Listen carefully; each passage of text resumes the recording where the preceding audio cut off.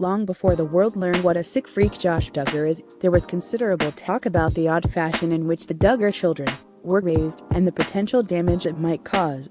In particular, they were concerned about the ways in which Jim Bob and Michelle instilled in their children the idea that anything related to sex is evil, unless it takes place within the confines of marriage and for the purposes of procreation.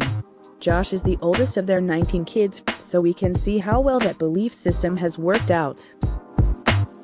But while Josh's predatory behavior has received a great deal of coverage, there's been very little talk about his victims and how they're faring these days. And to this day, the family attempts to keep as tight a lid on the scandal as possible, but fortunately, we know that at least 2 of Josh's victims have distanced himself from the parents who allowed such abuse to take place under their roof.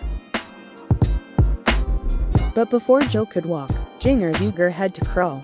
Now that it's finally fashionable to rebel against Jim Bob, Jinger is still leading the way and raising the stakes. In fact, just this week, possibly in subtle celebration of the fact that Josh might finally be facing justice, Jeremy Whitwillow posted what many are calling the most defiantly revealing pic of Jinger's career. Now, she's still a Duggar, of course, which means the pic is not actually very revealing at all. But it's not the sort of thing that Jinger would allow to be posted if she were still concerned her father's opinion. Though for a daughter of JB and Shelley, that's a lot of leg. Nice to see her so comfortable with herself, another follower wrote. That is actually a perfect picture of her, a third chimed in. Jinger has been violating her family's dress code for years, but it's a topic she generally avoids discussing publicly. But last month, Jinger and Jeremy released a memoir entitled The Hope We Hold: Finding Peace in the Promises of God. In the book, Jinger offered the first detailed explanation of her decision to disregard the dress code with which she was raised.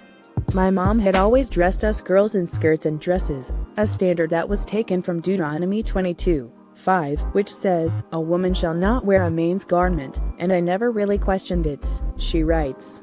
Modesty was a huge topic in our house, and we believed that wearing skirts instead of pants was a central part of being modest.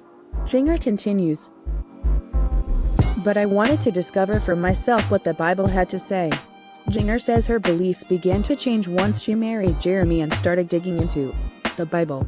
Growing up, I had a set of standards that I took as givens, she writes, adding that once she re-examined and compared them to scripture, her convictions were changing.